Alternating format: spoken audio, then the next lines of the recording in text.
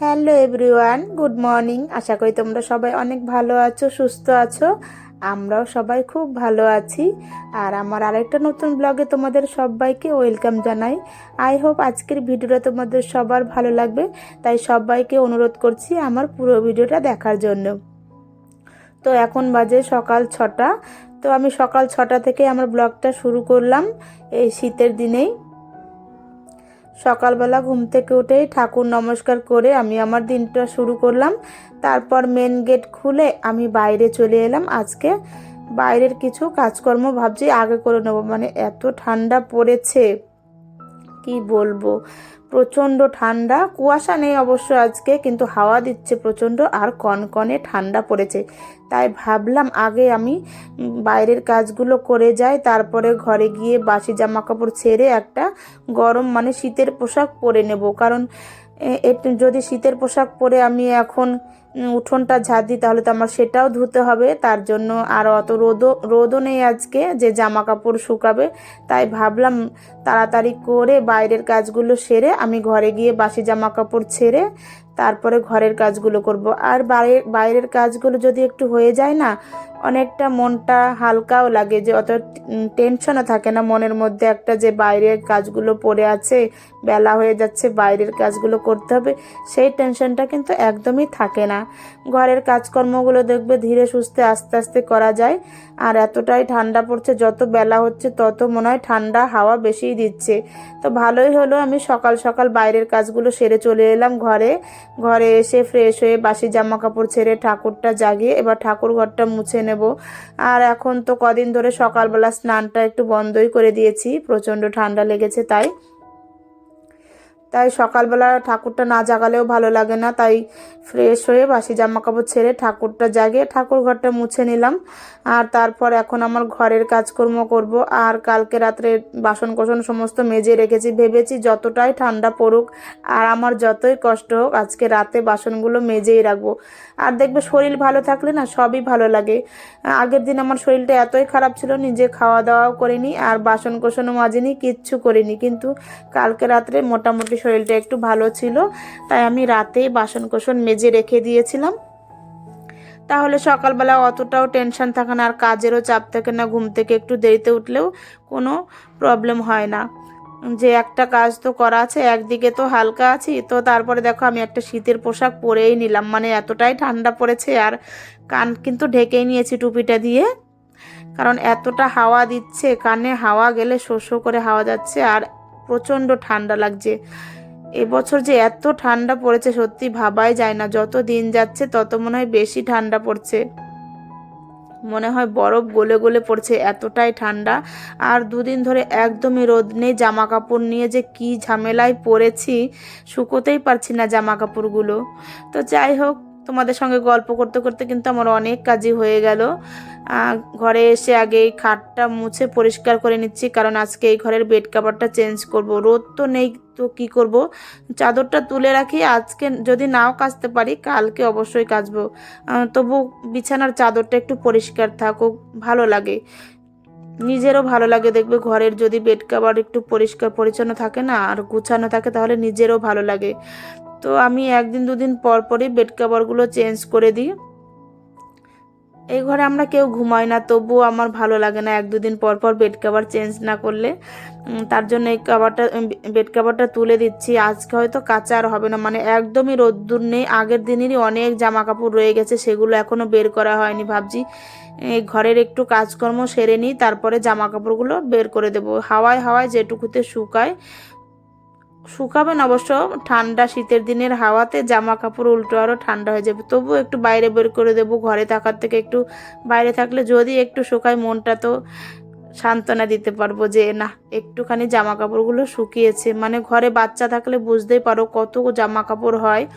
আর আমরা ঘরে 4জন মানুষ, তাহলে 4জন মানুষের কত জামা কাপড় থাকে, তারপর বেড কভার টাবার থাকে, মাঝে মাঝে কাচাকাচি করি, তো সেগুলো থাকে। আর ঘরে বাচ্চা থাকলে একটু বেশি জামা কাপড় হয় কাচাকাচিতে। তো যাই হোক, এদিকে আমি বালিশের কাবার টাবারগুলো খুলে নিলাম, তারপরে বেড কাভারটা চেঞ্জ করব।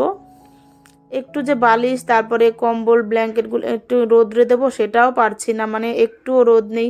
এত ঠান্ডায় যদি রোদ্দুর না থাকে কেমন লাগে বলো। আর আজকে তো আমি ঘরের জানলা টানলা খুলবই না, এতটা ঠান্ডা হাওয়া দিচ্ছে। যদি ঘরের জানলা টানলাটা খুলে দিই তাহলে একদম বিছানা ঠান্ডা হয়ে যাবে। আর রাত্রেবেলা ঘুমোতে দেখবে খুব কষ্ট হয় যদি বিছানা ঠান্ডা থাকে। এমনিতেই তো বিছানা শীতে ঠান্ডা হয়েই আছে, তার উপর যদি আমি আবার জানলাগুলো খুলে দিই তাহলে তো আরও বেশিই ঠান্ডা হয়ে যাবে, তাহলে আর ঘুমোতেই পারবো না রাত্রেবেলা।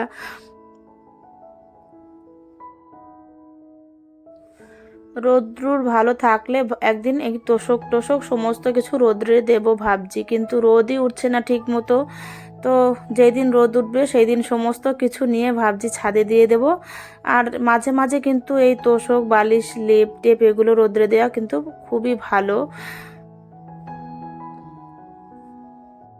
মাঝে মাঝে লেপ তোষক রোদ্রে দিলে বালিশ টালিশ ভাইরাসও কেটে যায়, আর তুলোগুলোও কিন্তু অনেক নরম হয়ে যায় দেখবে। তোষক বালিশ এগুলো কিন্তু রোদ্রে দিলে অনেকটা নরম হয়ে যায় আর ফুলে ওঠে একদম তোষক বালিশ টালিশ। আর ঘুমোতেও তো ভালোই লাগে, যদি এমন নরম নরম বিছানা থাকে এমনিতেই ঘুম তো ভালোই হবে। তো বেড কাভারটা আমি তুলে দিয়ে আবার আরেকটা ভালো কাঁচা চাদর পেতে দিলাম। আর একটা ঘরের সৌন্দর্য কিন্তু একটা বেড কাভারেই আনে। তো তুমি ঘরে যত সুন্দর বেড কাভার পাতবে তোমার ঘরের সৌন্দর্য আরোই বেড়ে যাবে। কিন্তু আমি এই বেড কাভারগুলো নিয়ে একদমই ঠকে গেছি, একদমই কালার চেঞ্জ হয়ে গেছে। পুরো লাল কালার ছিল, এখন তো পুরো কালার চেঞ্জ হয়ে হালকা গোলাপির মতো হয়ে গেছে, কেমন দুধে আলতা দেখো কালারটা হয়ে গেছে। কিন্তু যখন নিয়েছিলাম এত সুন্দর কালার ছিল, যখন দোকান থেকে এনেছিলাম বলেছিল না একটু কালার নষ্ট হবে না, কিন্তু না, 1 মাস কি 1.5 মাস যাওয়ার পরেই বেড কাভারের কালারগুলো একদমই চেঞ্জ হয়ে গেল। তো আরেকদিন গিয়ে কয়েকটা ভালো বেড কাভার নিয়ে আসবো ভাবছি, সামনেই তো চৈত্র মাস আছে আবার, তো এই কয়দিন এটা দিয়েই চালিয়ে দেবো ভাবছি। সামনে চৈত্র মাস আছে তখন কিছু আবার ভালো দেখে বেড কাভার কিনে নেব। তো বিছানা তোলার পরে এটা আমার একটা বাজে অভ্যাস। আমার কিন্তু বাসি ঘর ঝাড় দেওয়া হয়ে গেছে সকালবেলা, কিন্তু আবার আরেকবার ঝাড় দিয়ে নিচ্ছি, কারণ এটা আমার অভ্যাস। বিছানার চাদর মানে বিছানা ঝাড়ার পরে বা বিছানা তোলার পরে আমার আবার ঘরটা ঝাড় দিতেই হবে, না হলে মনটা ভালো লাগে না, মানে কেমন যেন লাগে, মনে হয় ঘরে নোংরা পড়ে আছে নাকি, সেটাই আমার মনের মধ্যে খুঁতখুত করে। তো আরেকবার, ঘরে কিন্তু কোনো ময়লা নেই তোমরা দেখতেই পাচ্ছ, তবু আমি আরেকবার ঝাড় দিয়ে নিচ্ছি। এটা আমার একটা অভ্যাস একদম। যতবার বিছানা ঝাড়বো ততবার আমি ঘর ঝাড়বো, এটাই প্রবলেম আমার। আর তাই তোমাদের দাদা ভাই বলবে এ কি অভ্যাস তোমার। তো তারপরে আমি একটু লিকার চা করে নিলাম, আর শীতের সকাল একটু চা না খেলে ভালোও লাগে না। তো তারপর দেখো সকালবেলার ব্রেকফাস্টে সোনামাকে একটু ভাত খাইয়ে দিলাম, সোনামা উঠে গেছে। তারপরে আমার তো ঘরটা মোছা হয়েছিল না আজকে, মানে এত শীত পড়েছে আর ইচ্ছা করছে না যে ঠান্ডা জল ধরে ঘরটা মুছি, মানে হাত এত বেঁকে বেঁকে যাচ্ছে ঠান্ডায়। তো কি করব, বাসি ঘরটা না মুছলেও না ভালো লাগে না প্রত্যেক দিনই। তার জন্য আমি একটু আগে ভাবলাম ঘর তো মুছতেই হবে, তো আগেই মুছে ফেলি, দেরি করে আর লাভ নেই। পরে মুছলেও আমার মুছতে হবে জল ধরে, ঠান্ডা জল ধরে, আগে মুছলেও মুছতে হবে। তাই ভাবলাম মুছেই নিই, কাজটা যত ফেলে রাখবো ততই কিন্তু আমি পিছিয়ে যাব। কারণ সময়ের মধ্যে যদি সমস্ত কাজকর্ম না করি না, তাহলে কিন্তু আমি একদম পিছিয়ে পড়বো, সময়ের সঙ্গে দৌড়ে পারবো না। এমনিতেই ছোটোবেলার দিন, তো আগেই তোমাদের বলেছিলাম যে কালকেরই অনেক জামা প্যান্ট ঘরে রয়ে গেছে। তো হালকা হালকা একটু রোদ্দুর দেখে আমি ভাবলাম ছাদে দিয়ে দিই, জামা কাপড়গুলো শুকিয়ে যাবে হাওয়ায় হাওয়ায়। মানে রোদ তো নেই তেমন, জামা কাপড় শুকোনোর মতো রোদ ওঠেনি যে শুকিয়ে যাবে, তবু দিয়ে গেলাম, যা হালকা রোদ্রে একটু শুকোবে, তারপরে দেখা যাবে কি হয়।